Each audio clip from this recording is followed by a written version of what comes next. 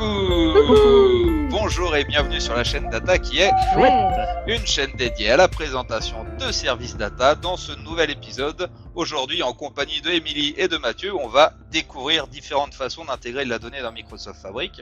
Alors c'est une session qu'on a jouée avec Mathieu lors de la Fabric Autumn Party qui a été organisée par les gentils développeurs Data Platform. Je crois que c'était le 27 novembre dernier dans les locaux de Next Decision de Nantes, donc on les remercie au passage, et on salue aussi les organisateurs, et je crois que Mathieu, tu fais partie aussi de ces organisateurs, et comme c'est la première fois que tu interviens sur la chaîne, est-ce que tu pourrais te présenter ? Tout à fait. Mathieu, je suis consultant Data Platform dans une petite société qui s'appelle Insiders.com. Je travaille depuis une dizaine d'années sur les technologies data et notamment Microsoft, et avec un focus sur Microsoft Fabric dernièrement.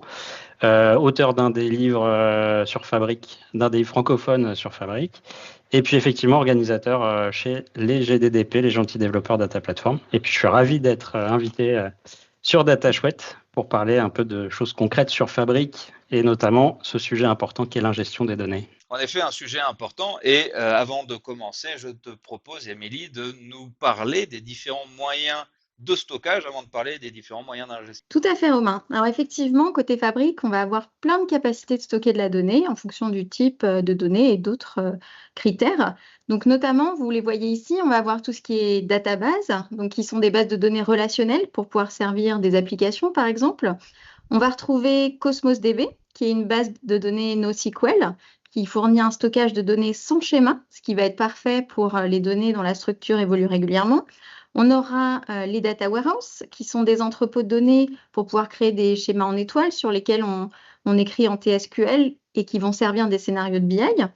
Les lakehouse, qui vont proposer du warehouse basé sur du data lake. Donc, c'est parfait pour gérer les données semi-structurées dans leur format brut et les transformer via Spark, par exemple. On aura nos sémantiques modèles Power BI qui vont nous permettre de créer cette couche sémantique sur les données pour les exposer aux rapports Power BI, aux agents, aux copilotes. On aura des Event House qui sont des stockages spécialisés pour traiter des séries temporelles, donc des données plutôt redatées comme des logs ou des capteurs dans l'IoT. Et l'avantage, c'est que tous ces stockages vont exposer leurs données dans OneLake au format Delta Parquet pour permettre une interopérabilité native entre tous ces workloads. Mais du coup, pour pouvoir s'y retrouver et définir le bon stockage à utiliser, on peut utiliser par exemple des arbres de décision tels que celui que vous voyez ici. Donc par exemple là, si ma donnée, ce sont des événements qui transitent en temps réel, là, pas de question à se poser, il me faut un Event House. Ensuite, si j'ai besoin de NoSQL, c'est pareil, directement Cosmos DB sera la meilleure solution. Si j'ai besoin de stocker des données plutôt transactionnelles, je les chargerai dans une base SQL database dans Fabric. Si j'ai des données analytiques et que j'ai un besoin de support notamment des transactions SQL, le warehouse sera parfait pour ça. Et enfin, pour des scénarios avec des données semi-structurées, comme on se le disait, ou des données non structurées avec des traitements qui nécessitent du Spark, ici, le lakehouse sera une solution idéale. Super Émilie, merci. Alors on a prévu de présenter cette session un peu différemment puisqu'on va jouer avec vous, non pas la famille en or, mais une fabrique en or. L'idée c'était, alors qu'il y avait des personnes sur site, de vous aider à découvrir les différentes méthodes d'ingestion de données dans Microsoft Fabric à travers ces différentes cases. Donc une personne qui va réagir, et vous connaissez déjà les cases, mais on va les découvrir ensemble. Et on va commencer par Émilie. Tu nous donnes un sujet pour ingérer les données ? Eh bien écoute Mathieu, je te propose de nous parler du copy job. Allez, c'est parti. Donc on se retrouve dans mon espace de travail Fabric pour faire ce copy job. Alors pour créer un nouvel élément dans Fabric, il y a plusieurs façons de faire. Une des façons que je vous recommande d'adopter, c'est de passer par les task flows qui sont un ensemble d'implémentations préconisées dans Fabric. Donc selon si vous faites de l'ingestion de données en temps réel, vous voulez implémenter la fameuse architecture médaillon, tout ça, ça va vous proposer les différentes étapes. Et donc directement depuis l'étape sur laquelle vous voulez travailler, vous pouvez cliquer sur Nouvel item pour créer un nouvel item et il va vous proposer les items pertinents pour la tâche en question. Et donc là, moi, je vais choisir Copy Job. Je vais lui donner un petit nom. L'objectif ici, ça va être d'ingérer des données d'une base Azure SQL DB qui contient des données de vente. Donc le copy job, c'est un élément complètement no-code qui permet de rapatrier des données à l'aide des connecteurs disponibles dans Fabric. Donc on va voir ici qu'il y a tout un tas de connecteurs supportés. Et celui qui va nous intéresser ici, c'est Azure SQL DB. Donc là, je vais pouvoir me connecter à mon serveur et ma base de données. Donc je me connecte à mon serveur et ma base de données. Vous voyez ici que je me suis connecté à l'aide d'une identité de workspace. Donc c'est intéressant, ça évite de dépendre d'un compte utilisateur ou d'un service principal. On utilise directement l'identité du workspace, c'est supporté sur ce type de connecteur. Et ensuite, je vais pouvoir choisir la liste d'étapes que je veux rapatrier dans une destination, par exemple dans Fabric. Et ici, je vais déposer les données dans un lakehouse qui constituera ma zone où je dépose les données brutes que je suis en train d'ingérer.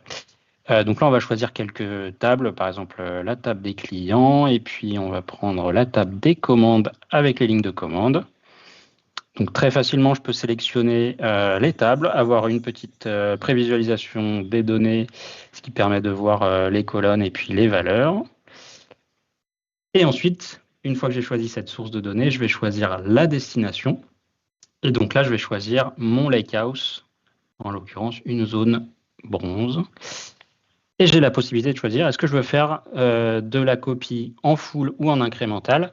En incrémental, par exemple, je vais pouvoir faire de l'ingestion en fonction d'un timestamp de modification pour du coup faire de l'incrémental. Ici, on va faire de l'ingestion en full. Et je vais pouvoir choisir, alors comme c'est un lakehouse, je vais pouvoir choisir si j'écris sous forme de fichier ou sous forme de table. Les données étant structurées en source, c'est beaucoup plus intéressant de les ingérer sous forme de table tout de suite. Ça permettra de les avoir à disposition par le point de terminaison SQL, par exemple, ou même directement sous forme de table pour les utiliser dans des notebooks ou dans d'autres éléments Fabric.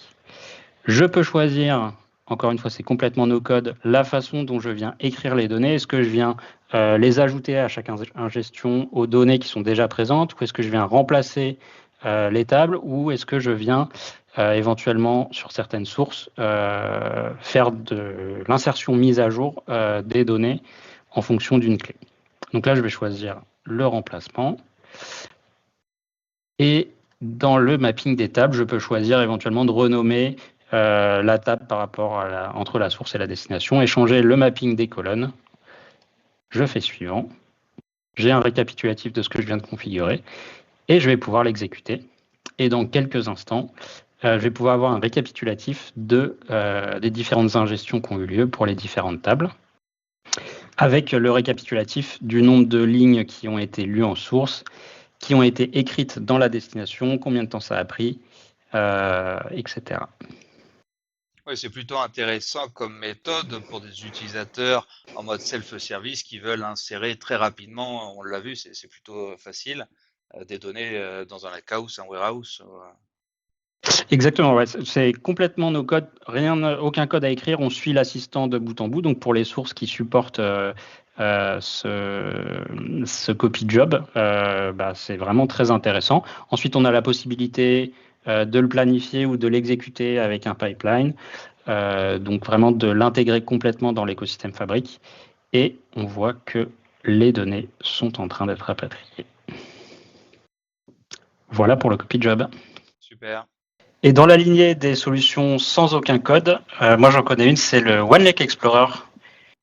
Je pense qu'il est dans la liste. Regardons. Magnifique, le OneLake Explorer. Alors, le OneLake Explorer, si vous ne le connaissez pas, c'est plutôt intéressant. Rappelons peut-être ce qu'est le OneLake. On parle souvent du OneDrive, mais pour les données d'entreprise. Dans le OneDrive, vous y mettez vos fichiers d'entreprise. Dans le OneLake, on va y mettre nos données d'entreprise avec toute la sécurité qui va bien. Et au même titre qu'on a un outil, le File Explorer pour le OneDrive, on va avoir un pour le OneLake qui va nous permettre de naviguer entre les différents workspaces qu'on a à disposition. Donc, si je vais dans ce fameux OneLake, je vais retrouver ici un certain nombre de dossiers qui sont en fait rien de plus que mes différents workspaces sur lesquels j'ai le droit d'accéder. Donc, par exemple, si je vais dans ce workspace Fabric Autumn Party, je vais retrouver ce workspace Fabric Autumn Party à ce niveau-là. Et alors, à l'intérieur, si on compare, je retrouve mon lakehouse, je retrouve mon warehouse que j'ai à disposition. Si je navigue dans mon lakehouse, j'ai ici différentes parties. Donc, il y a des parties qui sont managées, donc on va éviter d'y toucher, mais je peux y accéder en mode lecture, comme les tables. Et il y a des fichiers. Ici, on voit, j'ai des images, on pourrait y mettre nos vidéos de vacances. Par exemple, ici, j'ai une vieille photo des JSS. Donc, on voit qu'on peut uploader un certain nombre de documents non structurés, structurés. Et par exemple, si je prends un fichier CSV, comme ceci, je peux l'uploader. Bon, je peux toujours l'ouvrir, je peux toujours l'éditer, ce fichier JSON. Et donc, si je navigue pareil dans mon OneLake, au niveau des files, je vais retrouver ce fichier que je viens de finalement actualiser ici, d'ImaCompte, que je n'avais pas précédemment.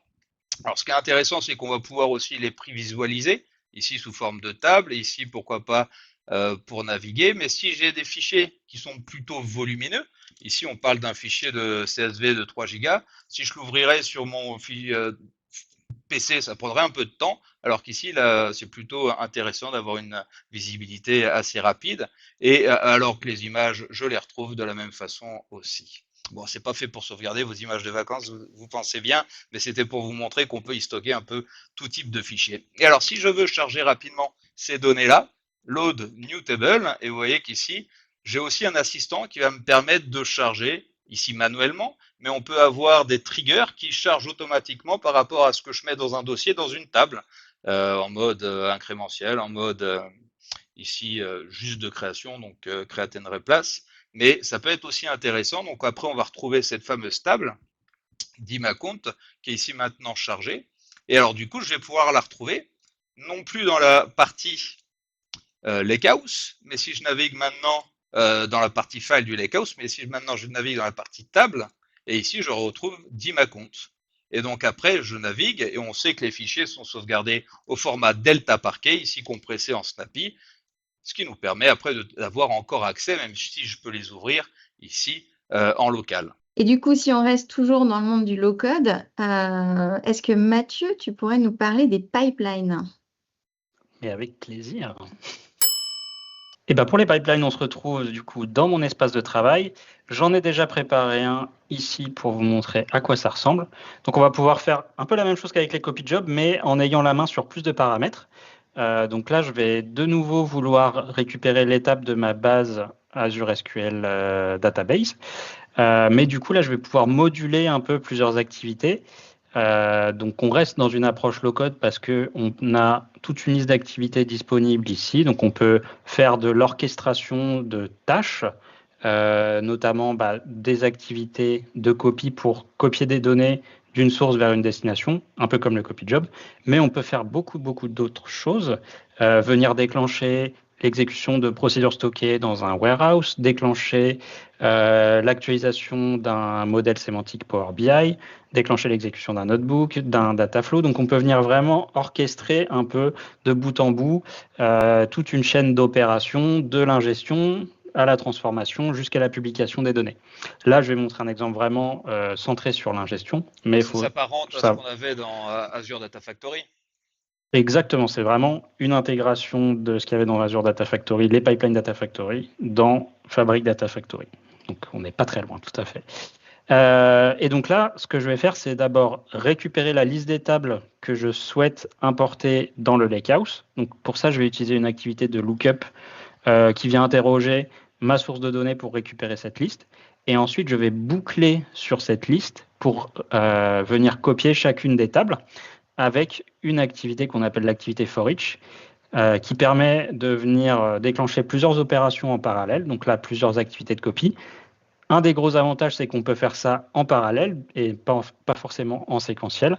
Gros intérêt des activités for each. Et donc, à l'intérieur, je retrouve une activité de copie dans laquelle je vais pouvoir paramétrer la source de données. Donc ici, ma base Azure SQLDB qu'on retrouve. On voit que là, le nom de la table et son schéma ne sont pas indiqués en dur parce qu'on vient référencer justement les itérations de la boucle for each et dynamiquement les informations que j'ai récupérées dans ma liste des tables auparavant. Et puis on vient écrire ça dans une destination, dans un lakehouse. Je viens écrire dans le schéma row et puis je reprends exactement le nom de la table, mais avec ces opérations dynamiques, on peut venir écrire des expressions pour venir rajouter un préfixe, rajouter un suffixe. On peut faire tout un tas de choses grâce aux expressions des pipelines Data Factory. Donc ça, c'est vraiment intéressant pour rendre les choses dynamiques, pas avoir à mettre, par exemple, autant d'activités de copie que j'ai de tables à récupérer. Et demain, si j'ai une table qui s'ajoute, elle va être récupérée automatiquement par le pipeline en plus. Elle va apparaître dans le lakehouse automatiquement. Et j'ai toujours la possibilité, évidemment, de gérer le mapping si besoin et de gérer le mode d'insertion des données, soit en remplacement, soit en ajout des données existantes. Voilà pour les pipelines. Un petit mot que je n'ai pas dit aussi, c'est qu'on a la possibilité de notifier éventuellement, ça c'est aussi intéressant dans les pipelines, d'envoyer un mail ou une notification Teams, par exemple, si on veut informer que le pipeline s'est bien exécuté. Oui, c'est une méthode un peu plus avancée que juste le copy que tu nous a montré. On va pouvoir passer des paramètres à des notebooks, on va pouvoir faire des for each, donc on voit que c'est déjà un niveau au-dessus. Tout à fait, mais le niveau de code reste toujours un peu limité comparé à ce qu'on va pouvoir voir un peu plus tard dans les démos. Et du coup, Romain, on a vu comment ingérer et copier notre donnée, mais si on a envie aussi de la modifier, de la nettoyer, est-ce que tu pourrais nous parler de la partie Dataflow pour faire ça?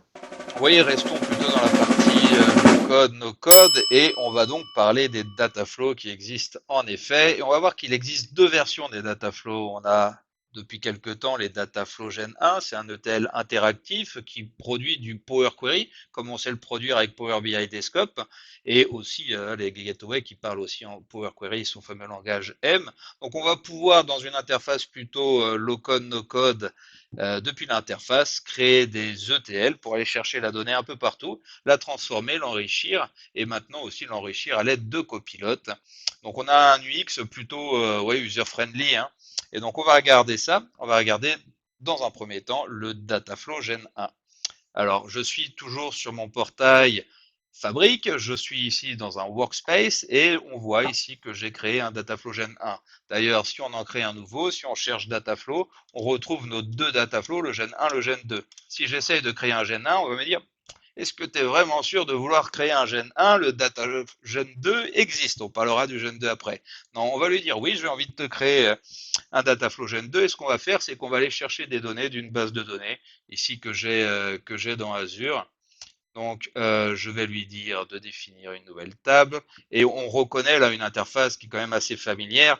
Pour aller chercher nos données, je pourrais très bien choisir une chaîne de connexion qui existe vers une base de données, ou je pourrais lui en commencer une nouvelle en choisissant database. Ici, si je retrouve le bouton pour sélectionner une base de données SQL Server Database, j'ai plus qu'à lui créer comme ça une chaîne de connexion, et ou même une query pour me connecter. Mais bon, j'ai déjà fait ce travail, donc on va ouvrir celle qui existe déjà. Si je fais cancel, je reviens ici dans mon workspace qui est celui-ci, et donc j'ai ici déjà un Dataflow Gen 1 que j'ai déjà pré-mâché, qui va juste me chercher ici une table de cette même base de données. Donc on retrouve les mêmes capacités là de regarder le code Power Query. Si on l'a d'ailleurs on-prem, on peut aussi le passer très simplement. Je vais pouvoir ici faire un certain nombre de choses, et en partie à l'aide de Copilot.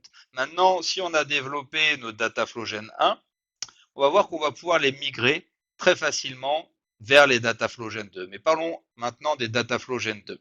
Donc c'est une version, comme vous l'imaginez, avancée des Dataflow Gen 1, avec la capacité en plus de pouvoir envoyer les données dans un compte de stockage qui existe à l'intérieur de Fabric, et donc sur le OneLake ou même à l'externe.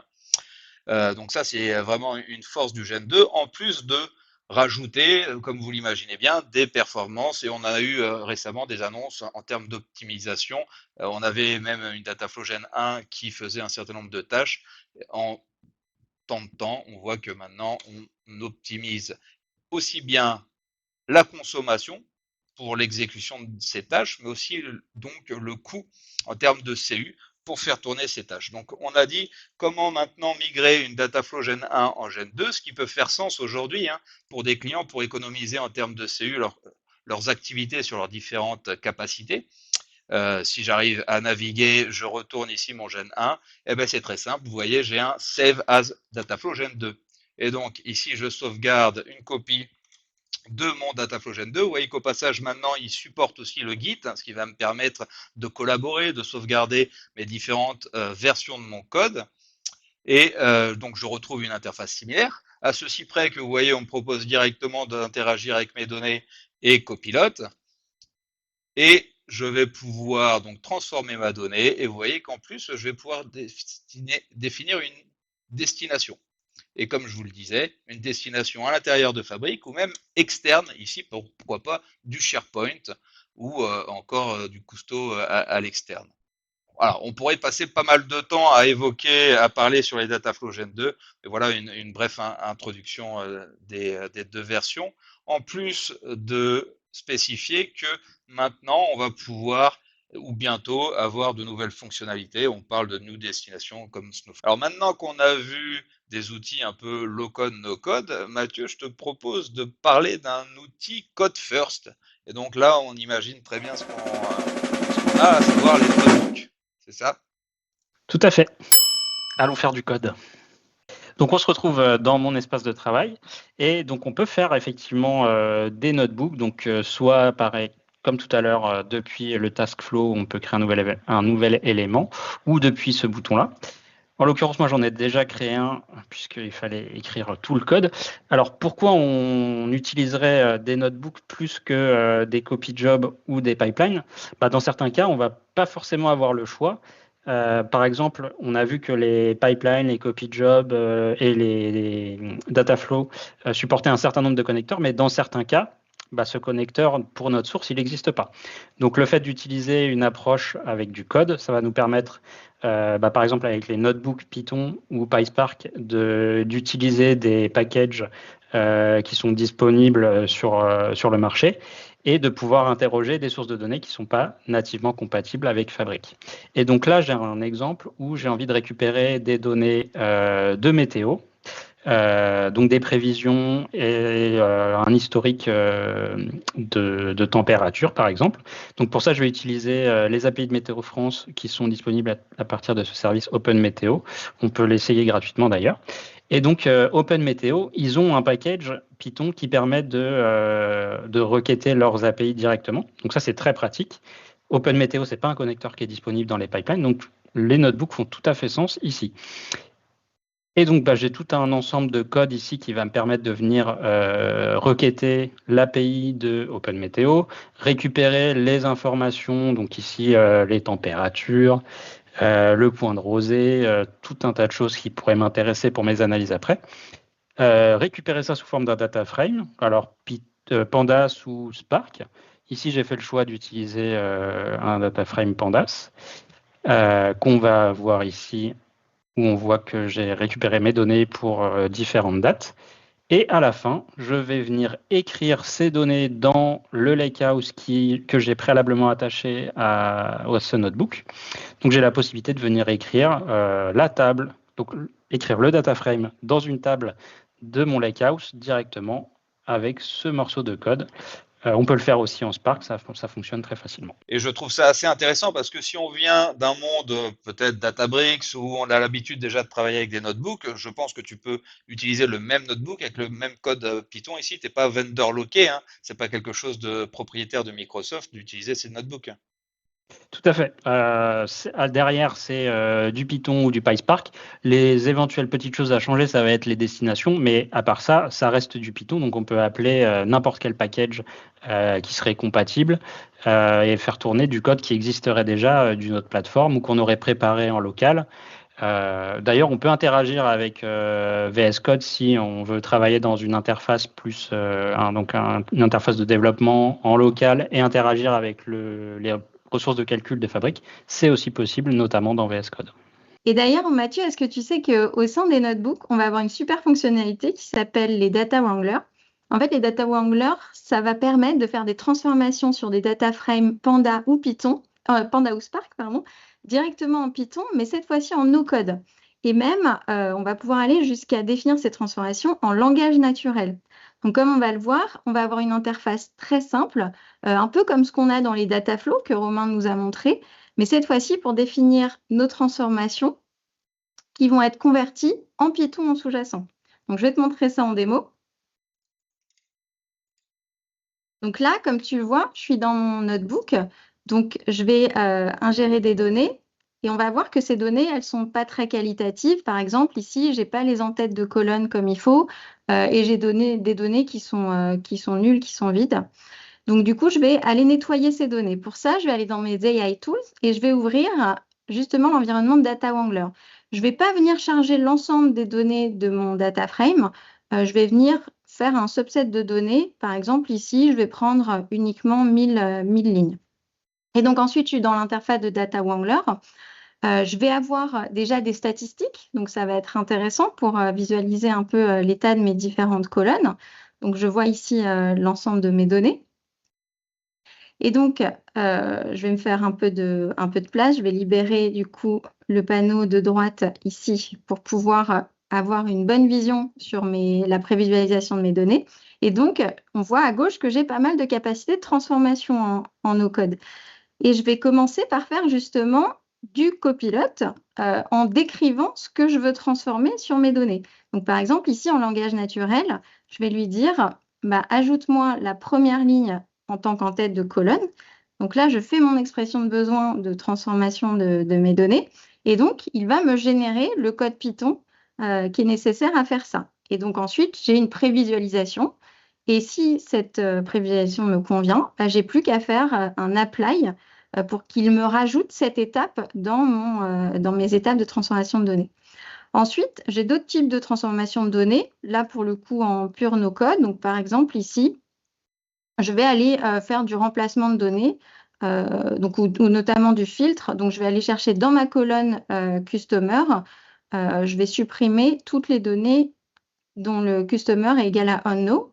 Et donc là, pareil, donc j'ai défini ça en quelques clics. Et là, il va me générer le code Python et me l'appliquer. Ce qui va être intéressant aussi, ça va être le fait de pouvoir, comme dans Excel d'ailleurs, ou comme dans les data flows, de pouvoir lui montrer ce que je veux faire au travers d'exemples. Donc là, par exemple, je vais prendre le primary contact qui est un prénom et un nom. Je vais lui définir donc la colonne sur laquelle je veux qu'il travaille. Je vais définir le nom de la nouvelle colonne que je souhaite créer. Et là, je vais tout simplement lui donner un ou deux exemples et il va comprendre que je veux extraire le prénom pour pouvoir générer cette nouvelle colonne. Et donc là, je lui ai donné un exemple. Il va identifier ce que je souhaite faire comme transformation et il va me la transcrire encore une fois dans du Python. Ce qui va être aussi super intéressant, c'est qu'il va me faire des suggestions.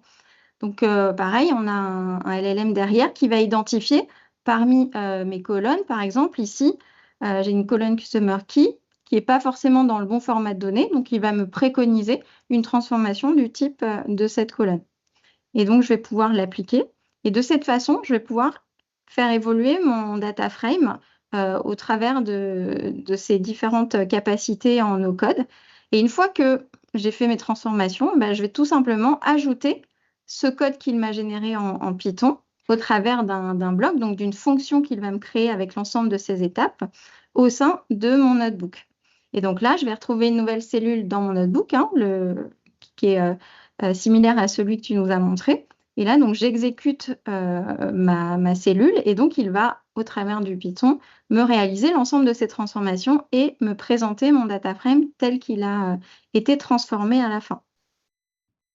Plus raison d'avoir peur du Python du coup maintenant, hein. C'est plutôt impressionnant. Et je crois même qu'on a des AI fonctions maintenant qu'on peut appeler depuis les notebooks pour venir aussi enrichir nos données très facilement. Exactement, très bonne introduction, puisque tu vois ici que j'ai un autre data frame dans lequel j'ai du texte. Donc là, en l'occurrence, ce sont des clients qui ont fait des verbatims par écrit dans différentes langues. Et donc là, tu vois que je vais avoir des capacités d'enrichissement de mes données au travers justement de fonctions prédéfinies basées sur, pareil, des LLM. Et donc, j'ai la capacité, par exemple, ici, d'aller lui demander de me faire de la détection de sentiments. Donc, je lui indique la colonne avec mes commentaires clients. Et donc, du coup, je lui demande de me créer une nouvelle colonne sentiments avec l'identification du sentiment par rapport au verbatim de mon client. Et de la même façon, je vais pouvoir aller encore plus loin. Je vais aller lui demander de me faire une catégorisation de ces sentiments. Donc là, par exemple, je prends quelques catégories que je définis. Est-ce qu'on parle du confort, de la propreté, de la restauration? On est dans le domaine de l'hôtellerie. Et donc, du coup, il va aller identifier ma colonne de verbatim et il va me faire automatiquement une catégorisation de ces verbatims. Et donc, il a créé cette nouvelle colonne, il a enrichi mes données au travers de ces fonctions d'IA. Et de la même façon, une fois que je suis satisfaite de ces transfos, de ces nouvelles informations au sein de mes données, j'ai plus qu'à appliquer ça et à positionner ça au niveau de mon code dans mon notebook. Donc, très simple à utiliser, à la fois en no-code et à la fois assisté par l'IA pour pouvoir nettoyer et enrichir mes données au sein de mon notebook. Bon, jusqu'à présent, on a vu on a vu des moyens de copier la donnée, mais j'avais entendu dire qu'il y avait des solutions pour laisser les données où elles sont et juste les faire apparaître comme ça sans copie dans Fabric. Est-ce que tu peux nous en dire un peu plus, Romain? Et je pense notamment aux shortcuts. Ouais, je crois que vous pensez aux shortcuts. Et en effet, le shortcut, c'est pas cette case-là. Les shortcuts, c'est cette case-là. Donc on va commencer par cette case-là. Les shortcuts. Alors les shortcuts, oui, c'est un moyen pour aller sans copier la donnée, y accéder très simplement, comme si finalement elle était à l'intérieur de notre OneLake. Rappelons, hein, on veut vraiment une data virtualisation, on veut que ce soit vraiment un hub d'accès à toute l'information. Et donc on va voir que dans ce OneLake, on stocke la donnée dans un format ouvert. On reste pas propriétaire, on les stocke au format Delta Parquet, ce qui leur confère la capacité de revenir à un instant T et plein d'autres choses puisque les données sont compressées en mode column store, etc. Donc c'est plutôt intéressant d'avoir ce format ouvert et d'ailleurs on supporte aussi le format Iceberg depuis peu.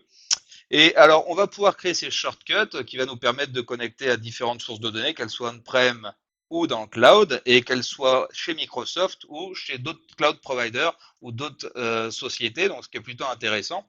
Et encore une fois, on ne va pas créer des pipelines pour aller importer la donnée. La donnée, on crée juste un pont pour pouvoir y accéder. Vous voyez ici les différentes sources de données qui sont disponibles. On a annoncé depuis peu les SharePoint et les OneDrive. Et vous imaginez bien qu'on va enrichir cette liste par la suite. Et on a en plus de l'AI infusé on top de ces shortcuts qui va nous permettre soit de convertir à la volée nos données, et donc faire semblant que ce soit des fichiers Delta alors que j'ai des fichiers CSV dans un SharePoint, ou encore de détecter le sentiment de fichiers non structurés, ce qui est plutôt intéressant, de détecter ou de faire des sommaires de mes données. Alors on va regarder ici une démonstration, donc je vais me connecter à mon environnement. Ici je suis toujours dans mon lakehouse et on va pouvoir faire des shortcuts de différentes sortes. Ici, si je me situe au niveau de table, je vais pouvoir créer des shortcuts de type schéma, c'est-à-dire me plugger à une base de données, par exemple Warehouse, et le schéma sécurité, et bien toutes les tables du schéma sécurité se retrouveront ici. D'ailleurs, on voit que lorsque c'est une table shortcut, j'ai un petit logo qui diffère.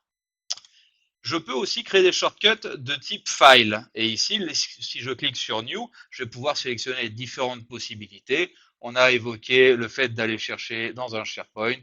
Je peux, comme ceci, me connecter et aller chercher les données à l'intérieur de mon SharePoint et naviguer à l'intérieur de ce dossier. J'ai ici créé des shortcuts et notamment des shortcuts sur un compte de stockage. On peut ici très simplement se connecter à un compte de stockage et aller naviguer, choisir les différents répertoires que j'ai à l'intérieur de ce compte de stockage. Et donc après, j'y navigue comme ceci. Hein, et alors que j'ai des fichiers ici parqués et sauvegardés, je pourrais aussi très bien les requêter directement, en plus de les charger comme on avait vu précédemment. Et si je crée un shortcut d'innovo table sur des données issues de mon OneLake, par exemple à ce niveau-là, je vais pouvoir sélectionner mes données DLP ici, c'est des données sensibles, et vous voyez que je vais pouvoir détecter directement, pourquoi pas, les informations sensibles que j'ai à l'intérieur de ces fichiers-là. C'est ce qu'on va faire ici. Hop, je clique sur Next. Ok. Et là, ça va prendre un peu de temps peut-être parce que finalement, il doit processer ces données et notamment détecter les informations sensibles que j'aurai à l'intérieur de ce fichier. D'ailleurs, si on regarde en attendant ce fichier, vous voyez, j'ai les numéros de carte que des crédits. Donc, ce serait peut-être mieux de les offusquer avant de pouvoir y accéder. Et donc, si je fais un rafraîchissement ici, je vais pouvoir suivre le traitement de mon shortcut qui est en train toujours d'être processé. OK, c'est fini. Et donc maintenant, si je rafraîchis, à l'intérieur, je retrouve mon fichier où on voit que les données ont été offusquées. Et est-ce que, à part les shortcuts, il y a d'autres façons de rapatrier les données comme ça sans copie dans Fabric? Alors, je pense que tu veux parler du mirroring. Alors, on a différents types de mirroring. On a en effet le mirroring pour les données Databricks où on réplique uniquement les métadonnées des tables côté du catalogue côté Databricks. Mais on a aussi des mirroring pour différents types de bases de données. Vous les voyez ici, comme Oracle, comme Google BigQuery, comme même des bases de données on-prem. Mais là, on va en mode incrémentiel charger ces données dans un warehouse sur notre Microsoft Fabric. Ce qui est intéressant, c'est qu'on a annoncé un certain nombre de nouvelles bases de données qui vont pouvoir, comme ceci, être chargées en mode incrémentiel. Donc, on va regarder ici une démo.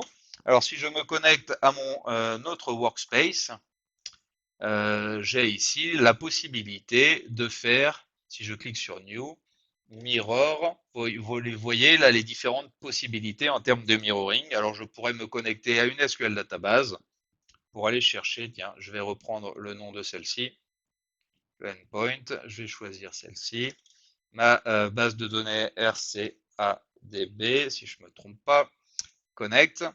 Et comme ceci, je vais pouvoir définir quelles sont les tables que je souhaite répliquer en mode incrémentiel et qui vont être chargées. Donc ici, je choisis les différentes tables que je souhaite répliquer. Il y en a certaines que je vais avoir difficilement la capacité de répliquer parce qu'au préalable, il y a certains types qui ne sont pas supportés. Ici, je vois ces données. Je souhaite répliquer cette table sales. Je pourrais automatiquement mirrorer les nouvelles tables qui apparaissent. Et donc, comme ceci, on voit les réplications qui est en temps réel. Ici, on va voir une démonstration qui allie le shortcut et le mirroring. Imaginez que vous avez besoin, et c'est assez fréquent, d'avoir une vue 360 de vos clients. On a des données chez Google BigQuery, on a des données Oracle on-prem, on a des données non structurées dans un Amazon S3. L'idée, c'est d'avoir une vision globale de ces données. Donc, je suis dans mon portail Fabric, j'ai créé au préalable un mirroring pour mes données Google. On voit la réplication. Les données, je peux les requêter avec un langage SQL si je passe côté SQL Endpoint. Et je vais pouvoir ici combiner les deux. Mes données mirrorées de l'on-prem Oracle et mes données mirrorées de Google BigQuery, ce qui est plutôt intéressant. Ici, je vois mes données non structurées, à savoir des emails stockés dans un stockage Amazon S3. L'idée, c'est alors que j'ai des données non structurées, ben les structurer, mais aussi en détecter le sentiment. Donc, on va faire ce qu'on a vu côté shortcut, à savoir un shortcut sur ces données, et je détecte ici le sentiment de mes différents emails. Imaginez que vous voulez savoir si vos clients parlent en bien de vos services. Et donc, comme ceci, très simplement, je crée un pont sur mes données qui étaient non structurées, à savoir des emails, et ici, j'ai structuré mes emails, j'ai aussi le sentiment de chacun, et on arrive à avoir cette vision 360 de mes données sur mes clients. Maintenant, on l'a dit, les données au sein de mon OneLake supportent le format iceberg, et donc ici, on voit que je suis dans Snowflake. On a des REST API qui nous permet d'avoir un accès bidirectionnel entre Snowflake et Microsoft Fabric. Et d'ailleurs, je peux requêter des données de Snowflake alors qu'ils existent côté Fabric. Je peux aussi avoir une base de données Snowflake qui existe sur le OneLake. Alors ici, je rajoute des emails et on voit que je peux requêter la même requête et donc avoir le sentiment de mes différents autres emails que je viens tout juste d'uploader dans mon Amazon S3. Et il me semble qu'il y a d'autres façons que les notebooks ou les jobs pour faire du Python dans Fabric, notamment pour les charges de travail un peu plus légères. J'ai entendu parler des User Data Function, les UDF. Est-ce que tu peux nous en parler un petit peu, Émilie? Oui, tout à fait. Donc en fait, les UDF, c'est hyper simple, mais c'est super puissant. En gros, c'est l'équivalent de ce que vous connaissez peut-être dans Azure, les Azure Functions. En fait, on va avoir directement au sein de Fabric une plateforme qui va nous permettre effectivement de développer, d'héberger des fonctions Python. Alors pour l'instant, on est sur on fait que du Python, donc on est basé sur le runtime Python 3.1.9, mais on verra peut-être d'autres langages arriver par la suite. Et on va avoir tout un tas de fonctionnalités, comme le fait de pouvoir se connecter nativement au stockage Fabric, donc au Lakehouse, au Warehouse, au Fabric SQL Database. Et on va avoir aussi la possibilité d'ajouter des librairies publiques avec PyPy ou incorporer nos propres librairies au format WHL. Et comme vous le voyez ici, on va avoir un environnement de développement natif où on va pouvoir développer directement ces fonctions, mais on va aussi pouvoir utiliser une extension de VS Code qui est dédiée pour les UDF et notamment qui va nous permettre de faire du debugging en local. On va aussi avoir accès à des samples de code qui sont déjà prédéfinis. Donc, par exemple, si j'ai besoin d'insérer directement de la donnée au format CSV dans mon lakehouse, et bah, du coup, j'ai un template pour faire ça. J'ai juste à remplacer les variables par le nom de mon lakehouse et de mon fichier. Et du coup, j'aurai la fonction en Python qui me permettra de faire ça. Ça permet d'éviter des développements en fonction de situations assez simples et récurrentes comme celle-là. Et enfin, quand je suis prête, bah, du coup, je vais publier ma fonction et ensuite, je vais pouvoir l'appeler depuis des activités dans des pipelines Fabric, par exemple, depuis des notebooks, depuis des rapports Power BI ou depuis finalement n'importe quelle application externe, puisqu'elle sera exposée au travers d'une REST API pour laquelle Fabric va nous fournir des exemples de code pour pouvoir l'invoquer en Python, en C# ou en Node.js. Donc, c'est vraiment une super fonctionnalité parce que ça va nous permettre, à l'échelle de toute l'entreprise, de pouvoir créer des bibliothèques de fonctionnalités qui seront standardisées et qu'on va pouvoir partager et réutiliser avec d'autres équipes de développement. Et je vous propose de vous montrer ça en démonstration. Donc, dans cet exemple, on va se dire qu'on a besoin de créer pour une boîte d'intérim une base de connaissances dans laquelle on va venir référencer plein de CV. Et on va leur créer en fait un chatbot qui leur permettra d'aller identifier le meilleur CV en fonction du profil dont ils ont besoin. Vous voyez ici un exemple de CV, donc c'est des fichiers PDF. Et donc, vous allez voir que je vais utiliser mes User Data Functions pour préparer mes fichiers et pour les insérer dans une database Fabric, dans une database SQL dans Fabric. Donc là, mon fichier PDF, je vais tout simplement le cliquer-glisser dans un stockage Azure. Et ensuite, ça va me déclencher un pipeline qui va venir effectuer différentes étapes sur ce CV, comme on va le voir. Donc ici, par exemple, sur ma première étape, j'ai une ingestion au travers d'un notebook, donc de ce CV depuis mon blob storage vers mon OneLake. Et surtout, ensuite, je vais commencer à déclencher mes différentes fonctions. Donc là, on voit que j'ai une première fonction d'extraction de texte. Donc si je regarde cette fonction d'extraction de texte, qu'est-ce que ça va faire? Ça va juste tout simplement venir récupérer tout le texte brut depuis mon CV pour me permettre derrière de le traiter. Deuxième étape, ça va être la génération de chunks. Donc, c'est quoi les chunks? C'est le fait de splitter le texte de mon CV, le texte brut qu'on a extrait, en différents blocs de texte. Donc là, on voit que j'ai un premier chunk, j'ai ici un deuxième chunk et ici un troisième. Et donc, ces blocs-là, ensuite, je vais les envoyer à une troisième fonction qui va, elle, me permettre d'aller identifier si j'ai certaines valeurs dans mes CV que j'ai besoin d'aller anonymiser. Par exemple, si j'ai des données à caractère sensible ou des données personnelles, je peux avoir besoin de les anonymiser. Et donc là, j'ai une fonction, on va le voir, qui va faire appel du coup à une fonction Azure, une fonction d'IA, qui va venir m'anonymiser certains éléments qu'il a considérés comme étant de la donnée à caractère sensible ou personnel. C'est des UDF qui appellent des services externes pour faire ces travaux. Oui, absolument. On va le voir ensuite. On va voir ces fameuses UDF, comment elles fonctionnent. Et donc, dernière étape, ça va être le fait de pouvoir avant-dernière étape, le fait de pouvoir générer mes embeddings. Donc, quand on va exposer finalement ces différents CV, on ne va pas exposer le texte, on va exposer des vecteurs mathématiques qui vont nous permettre de faire du rapprochement sémantique entre l'expression de besoin de l'utilisateur au travers de son copilote, qu'on va vectoriser, et le vecteur finalement des différents chunks de notre CV. Et donc là, on voit que le premier chunk, par exemple, on l'a vectorisé, donc on l'a transformé au travers d'un vecteur mathématique qui est relativement long, hein, c'est du 1536 dimensions. Et donc là, on retrouve du coup le chunk qui a été vectorisé au travers de ces différentes dimensions. Donc ça, pareil, c'est encore une autre fonction qui va me permettre de faire ça. Et ensuite, je vais avoir des fonctions qui vont tout simplement venir m'écrire mon texte au sein de ma base de données. Et donc, qu'est-ce que ça donne si je regarde dans la base? Donc, ce que je suis venue insérer dans ma SQL Database, c'est mon fichier PDF. Et derrière, c'est les vecteurs mathématiques qui ont été générés à partir des chunks, donc des différents éléments, des différents blocs de mon CV. Et donc maintenant, si on les regarde, ces différentes fonctions, donc vous voyez ici My User Data Function qui est en fait décomposée en plusieurs sous-fonctions. Et donc, j'ai une fonction qui va me permettre d'extraire le texte, comme on l'a vu, une fonction qui va me permettre de créer ces différents blocs, ces différents chunks, une fonction qui va me permettre de générer ces vecteurs. Et donc ici, je travaille, comme vous l'avez compris, en Python sur ces fonctions. Je peux, comme on le voit ici, venir les ouvrir au travers de VS Code pour pouvoir les développer en local et les débugger en local.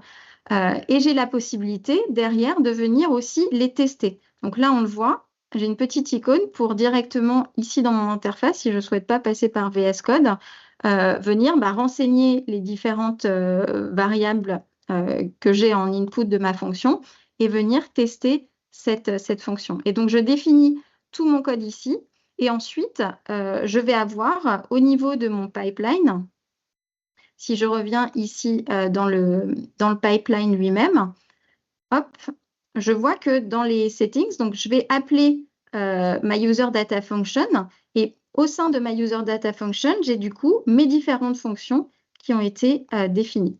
Donc, c'est très pratique parce que du coup, toutes ces fonctions-là, moi, je vais les définir une fois au niveau de Fabric et ensuite, je vais pouvoir, comme je disais, mettre ça à disposition de l'ensemble des développeurs qui auraient besoin de refaire de la vectorisation, de l'extraction de texte ou du chunking. Et aujourd'hui, elles sont de plus en plus utilisées, ces UDF, un peu partout dans Fabric. Je crois que Data Activator peut maintenant appeler les UDF. Dans les notebooks, on peut aussi les appeler. On connaît très bien le workload translétical qui, du coup, depuis Power BI, nous permet d'insérer des données dans un lakehouse, par exemple. Donc, très intéressant, Absolument. ces UDF. En parlant de temps réel, je crois qu'on a un outil, un workload qui va nous permettre d'ingérer les données en temps réel. Tu peux nous en présenter un, Mathieu ? Tout à fait. Je peux vous parler des event streams. Allons-y. Alors, une fois n'est pas coutume, on se retrouve dans mon espace de travail. J'ai déjà préparé un event stream, mais je vais pouvoir vous montrer à quoi ça ressemble. Donc là, on va parler de données en temps réel. Donc pour cet exemple, j'ai un entrepôt dans lequel il y a des opérations de restockage, de préparation de commandes qui sont faites. Et à chaque fois qu'il y a ces actions qui sont faites, il y a des informations qui sont envoyées dans cet event stream. Un event stream, c'est quelque chose qui est capable de récupérer des événements. Donc là, le cas que je vais vous montrer, c'est une implémentation un petit peu sur mesure où le système de gestion de l'entrepôt envoie ces informations. Mais l'event stream est aussi capable de se connecter à des choses qu'on connaît déjà d'Azure, par exemple un Azure Event Hub ou un Azure IoT Hub. Mais il y a aussi la possibilité de faire ces implémentations un peu plus sur mesure. Et donc là, je récupère ces informations d'événements de ce qui se passe dans mon entrepôt. J'ai aussi des informations de capteurs de température et d'humidité qui remontent. Et donc, je vais chercher à collecter ces événements et après à venir les écrire dans une destination. Alors là, j'ai choisi un lakehouse, mais il y a aussi un mode de stockage dont on a parlé au début de cette présentation, qui est les event house, qui est aussi particulièrement adapté pour les données en temps réel. Donc sur mon event stream, je vais avoir la possibilité de voir mon collecteur d'événements ici. Donc c'est là où je vais avoir notamment les informations de la chaîne de connexion à laquelle je dois envoyer mes messages. Donc mon système de gestion d'entrepôt, il envoie les messages à cette chaîne de connexion ici. Les messages sont ensuite récupérés en temps réel par l'event stream et on voit après que j'ai différentes branches qui sont mises en place. J'ai une branche qui va venir filtrer les événements de type Warehouse Activity et qui va les écrire dans une table du Lakehouse en particulier. Et pareil pour les métriques de mes capteurs de température. Et sur l'event stream, du coup, on va pouvoir voir ici les événements qui arrivent au fil de l'eau avec les différentes données qui composent cet événement. Donc là, on voit qu'on a les informations de capteurs, de température, J'ai aussi les informations de mes activités dans mon warehouse qui peuvent remonter. Donc sur les event streams, on a le support, comme je le disais, de composants natifs d'Azure. On peut faire du sur-mesure. C'est aussi un moyen d'implémenter du Change Data Capture, du CDC sur des systèmes de base de données relationnelles, par exemple. Et ça s'intègre aussi dans Fabric de la façon suivante, où on peut récupérer, en tout cas se connecter à un Data Activator, donc venir interagir avec des événements OneLake ou des choses qu'on aura implémentées dans Data Activator sur Fabric. Et un event stream peut se connecter à un autre event stream si on veut créer des flux un peu plus complexes. Tout à fait. Du coup, on a beaucoup parlé du mode Direct Lake, mais on n'a pas parlé de Power BI. Oui, parlons-en de ce mode Direct Lake qu'on avait vu un peu tout à l'heure, mais qu'on a recaché. Le mode Direct Lake, le mode import, le mode Direct Query. Rappelons un peu ce qu'est le mode Direct Query. Le mode Direct Query, on se plug à une source de données et à chaque interaction, on va générer des requêtes sur la base de données sous-jacente. C'est plutôt intéressant si on veut des données toujours fraîches, réutiliser la sécurité qui existe sur la base de données sous-jacente ou si on a un trop gros volume de données. Mais on a ce mode import toujours à privilégier. Rappelez-vous, toujours commencer par le mode import parce que c'est celui-ci qui va vous donner les meilleures performances en termes d'accès à la donnée une fois qu'elle a été importée. Mais qui dit import dit aussi rafraîchissement et donc scheduling de cet import de données, ce qui dans certains cas pose souci pour certains clients qui veulent soit de la donnée fraîche, soit encore utiliser la sécurité ou encore de trop gros volumétrie. C'est pour ça qu'est né ce mode Direct Lake parce que nos données à l'intérieur de notre OneLake est au format Delta Parquet qui s'apparente un peu à ce qu'on avait dans le mode du modèle Vertipack, ce qui va nous permettre de transcoder la donnée rapidement dans le modèle Vertipack sans avoir à scheduler l'apport de ces données-là et donc nous offrir un nouveau mode d'accès à la donnée, ce fameux Direct Lake. Alors lorsque j'accède à une donnée en mode Direct Lake, ici je vois que mon sémantique modèle est vide, rien en mémoire, je fais une première requête et je vais donc transcoder les données de mon lakehouse à l'intérieur de mon modèle, ce qui va permettre de répondre à la question. Et si j'ai besoin de, comme ici, afficher différentes valeurs, il va me charger ces différentes tables et notamment là les clés pour faire la jointure entre ces deux tables. Voilà un peu comment ça fonctionne. Maintenant, il faut citer que le mode Direct Lake, si on sont toujours à jour, c'est parce qu'on a un time point, un point in time, et qui va nous permettre de savoir quels sont l'état de mes données à tel time point. Et donc, comme ici on voit en haut à droite, 1, 2, 3, j'ai les valeurs, alors que depuis j'ai 4, 5, 6 qui ont été insérés dans mon lakehouse, pour autant je ne les vois pas parce que j'ai pas fait ce qu'on appelle un framing de mon sémantique modèle, je n'ai pas rafraîchi le time point. Mais rafraîchir le time point, c'est très rapide, c'est juste dire que voilà le nouveau time point à laquelle je vois mes données, et vous voyez qu'après, je vois jusqu'à 6. Ce automatic time point, finalement, se situe dans les paramètres du semantic model. On le retrouve ici et par défaut, il est déjà activé à Keep Your Data Lake Up to Date, ce qui fait que lorsqu'on parle de Direct Lake, on dit il n'y a pas besoin de rafraîchir vos données. Mais c'est parce que ce paramètre est là. On peut aussi le décocher et donc choisir à quel moment on choisit d'afficher les données. On peut citer aussi que dans ce fameux mode Direct Lake, on a ce qu'on appelle de temps en temps le fallback. C'est-à-dire qu'on l'a vu que les données étaient transcodées à la volée, seulement si c'est possible. Dans certains cas, la volumétrie est trop grosse. Dans certains cas, il y a du RLS. Dans certains cas, il y a un certain nombre de cas qui fait que je devrais faire un fallback sur mon SQL endpoint de mon lakehouse. Et donc, vous imaginez pénaliser les performances. Maintenant, on a le moyen de contrôler ce fallback et donc ici avec Tabular Editor je me connecte et je vois ce fameux Direct Lake Behavior où je peux lui dire tu ne fais pas de fallback si besoin. Mais si pas de fallback, ça nous génère une erreur. Donc ça, je vous parlais du Direct Lake. Maintenant, on en a deux des Direct Lake. On a la version que j'appelle V1 qui s'appelle OnSQL et maintenant on a la version V2 qui s'appelle OnOneLake. Cette V1 avait comme capacité ce fallback, mais dans certains cas, les utilisateurs se plaignaient parce que les performances n'étaient pas au rendez-vous.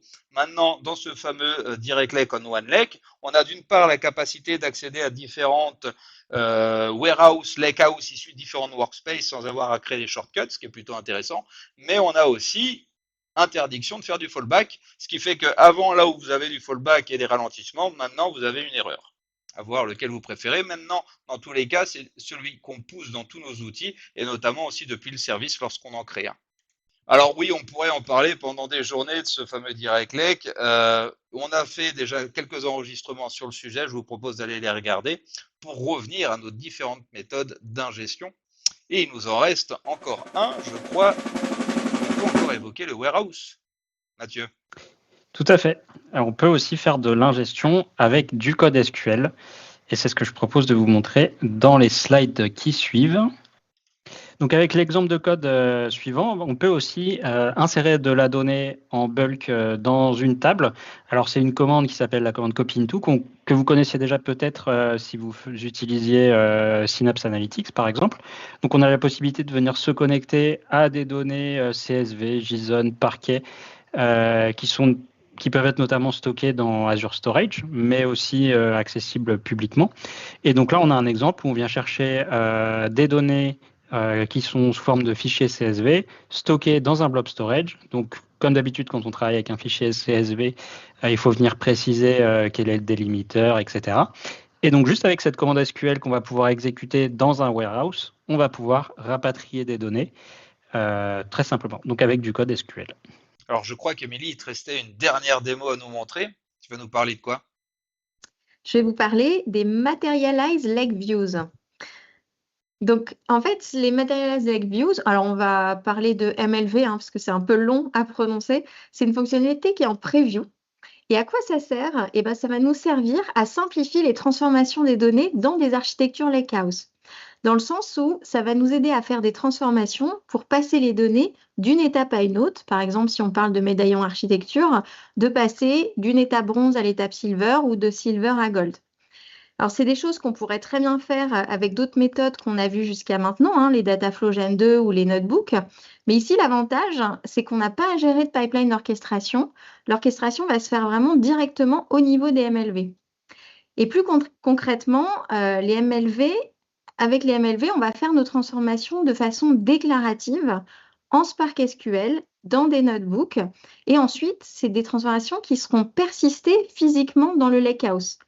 Et donc, on va retrouver en fait des tables delta qui auront apporté toutes ces transformations au format delta parquet dans notre OneLake. Je vous propose de vous montrer ça en démonstration. Allons-y. Donc, pour vous montrer ça, on va prendre un cas très simple. J'ai une table avec des produits, comme vous voyez ici. J'ai une table avec des commandes ici. Donc, j'ai ces deux tables. Pour l'instant, elles sont ingérées brutes dans mon OneLake et je vais vouloir justement y apporter des transformations. Donc, pour faire ça, je vais créer ces fameuses MLV. Comme vous le voyez ici, pour pouvoir créer une MLV très simplement, je vais faire un Create Materialize View et je vais faire un peu comme un CITAS en SQL. Je vais lui définir la définition de la vue que j'aimerais créer au travers de cette MLV. Et donc là, c'est très simple. Je vais juste définir les différentes colonnes que je souhaite voir sur ma table. Et donc, il va me créer dans dans ce schéma bronze, ma première table product. Ensuite, ce que je vais pouvoir faire, c'est aussi faire du partitionnement. Par exemple, dans ma table de commande, je vais venir créer ma Materialize View, mais je vais la créer avec un partitionnement sur les dates. Et comme je vous l'ai dit, c'est persisté dans le OneLake. Et donc, si je vais regarder au niveau de OneLake, je vois bien que j'ai mes différents dossiers par date. Donc, j'ai bien eu ce fameux partitionnement au niveau de cette couche bronze. Si je vais un peu plus loin, maintenant que j'ai mes deux tables dans ma couche bronze, j'aimerais bien créer une table dans la couche silver, où là, cette fois-ci, je vais pouvoir alors déjà faire une jointure, évidemment, entre mes deux tables, commencer à faire quelques agrégations, mais je vais surtout avoir une fonctionnalité super intéressante au niveau des MLV, c'est le fait de pouvoir appliquer des contraintes de check de qualité. Donc, du coup, par exemple, ici, je valide si ma quantité, elle est nulle ou non. Et donc, j'ai la possibilité soit de ne pas insérer cette donnée si jamais la contrainte n'est pas respectée, soit de passer finalement ma MLV en erreur. Et donc là, je serai notifiée comme quoi j'ai eu une violation de contrainte à ce niveau-là. Et je vais pouvoir définir de cette façon différents types de contraintes. Par exemple, je check ici aussi le fait que le product ID soit bien entre 1 et 50. Et donc, je vais pouvoir de cette façon effectuer ces checks de contraintes avant création et insertion de mes données au sein de cette MLV. Et ensuite, je vais donc là, je retrouve bien ici ma table qui a été générée à l'étape Silver. Et pareil, je vais faire une dernière étape pour créer ma zone Gold dans laquelle je vais venir ici faire d'autres agrégations sur ces données. Donc, on voit que c'est des choses qu'on aurait pu faire avec ces autres outils de transformation de données, comme du Dataflow Gen 2, par exemple. Mais là, l'intérêt que vous allez voir, c'est que si je reviens au niveau de mon Lakehouse, j'ai ici une nouvelle option, Manage MLV. Si je clique dessus, je vais accéder du coup au lineage de ces MLV. Et donc, je vois qu'au départ, j'avais des tables Delta Parquet. On voit ici la petite icône avec un triangle. Et là, j'ai une première MLV qui a été générée. On voit le petit symbole avec un éclair pour me créer ma table bronze Product Data. J'ai eu la même chose depuis ma table Delta Orders pour créer ma zone bronze avec ma table order. J'ai une jointure de ces deux tables pour créer ma zone silver avec ma table nettoyée. Et ensuite, j'ai consolidé tout ça dans une table qui est exposée en gold. Et donc, je vais pouvoir avoir cette définition qui est visuelle de mon lineage entre les différentes étapes de transformation de mes différentes zones. Et donc, je vais par la suite avoir la possibilité de scheduler, donc soit de lancer le pipeline manuellement, soit de le scheduler de façon à permettre à mes différentes MLV de se rafraîchir. Et donc, dans ce cas-là, il va aller suivre les différentes étapes depuis les premières MLV qui vont réceptionner ma donnée depuis l'état Delta Parquet, en suivant les différentes étapes de transformation jusqu'à ma zone Gold. Et ce qui est intéressant, c'est que je vais pouvoir activer l'Optimal Refresh, ce qui va me permettre de ne mettre à jour que les données qui ont été cette fois-ci ajoutées ou modifiées au travers. Exactement, en incrémentiel, absolument. Et donc, une fois que j'ai ça, je vais ensuite pouvoir accéder, comme on le voit ici, à un rapport sur mes qualités de données. Donc, comme je vous l'ai montré, je peux appliquer des contraintes. Et dans ce cas-là, je vais pouvoir identifier quels MLV ont eu des violations de contraintes, quels sont les types de contraintes qui ont eu du coup des données qui ne les respectaient pas. Et je vais pouvoir faire de cette façon du monitoring au travers de ces contraintes qui ont été appliquées et qui ont vu des données non respectées. Donc, c'est hyper intéressant parce que je vais de cette façon pouvoir suivre les différentes étapes, pouvoir rajouter rapidement, comme on l'a vu avec des simples requêtes en Spark SQL, des définitions pour pouvoir gérer des transformations de façon peut-être plus rapide et plus simplifiée pour pouvoir faire ces différentes étapes de passage bronze, silver et gold. Super, merci beaucoup pour ces présentations et démos. On a vu qu'il y avait plein d'outils, plein de fonctionnalités qui nous permettent d'ingérer de la donnée dans Fabric. Maintenant, la question, c'est lequel je choisis, quand et pourquoi.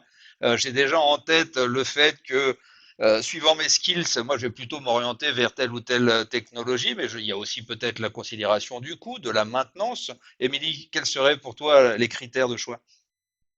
Oui, mais déjà, effectivement, il faut se poser la question de est-ce qu'on souhaite le faire en low-code, no-code ou est-ce qu'on veut développer?